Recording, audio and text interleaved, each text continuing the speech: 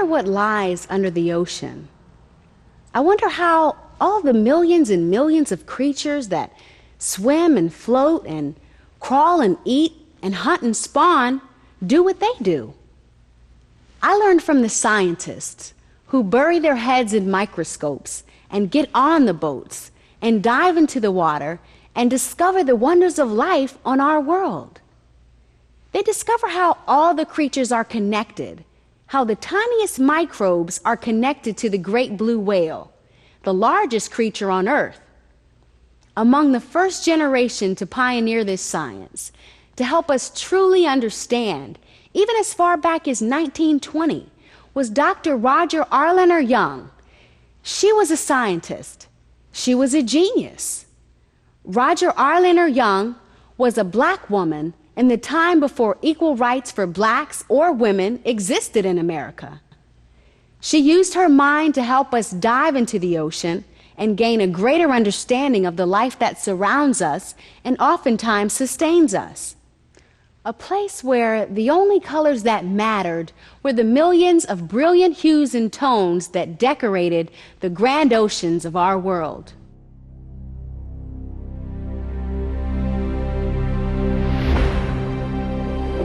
Underneath the great bodies of water, life is flourishing. From the largest giants of the sea to microscopic creatures, there is much we still don't know about underwater life. Much of the work to understand this undiscovered universe has been done at the Marine Biological Laboratory in Woods Hole, Massachusetts. For more than 100 years, they have led the way in revealing these life forms to those of us who live on solid ground. One of the first great scientists at Woods Hole was Dr. Roger Arliner Young, the first American woman to become a doctor of zoology.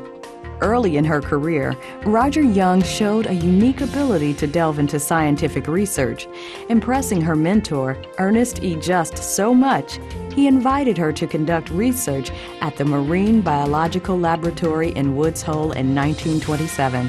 It's just a huge oceanographic center that focuses on all aspects of oceanography, from marine biology to geology to acoustics to currents, so it's just one of the biggest centers in the world. At 35, Young published her first article in the distinguished journal Science. Her mentor called her a real genius in zoology.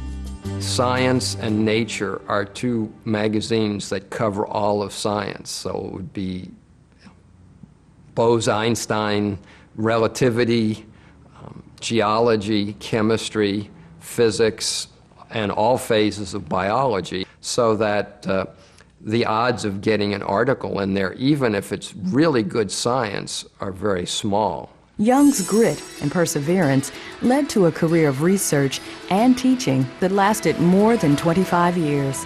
In 2005, the United States Congress honored Roger Arliner Young, along with other significant African American women, for her groundbreaking contributions to the world of science and marine biology. A phenomenal achievement when you're talking about the time in which she's doing it, in which she's studying 1920s, 1930s, into the 40s. This is when women are really beginning to make some significant changes in their status in the United States of America. In a broader sense, but specifically to have a woman studying science was something that you didn't quite see a lot of. But then to have an African American woman who is intensely conducting biological research was just absolutely mind-blowing. Dr. Roger Arliner Young, one of the pioneers of our understanding of the undersea world and a great contributor of scientific knowledge.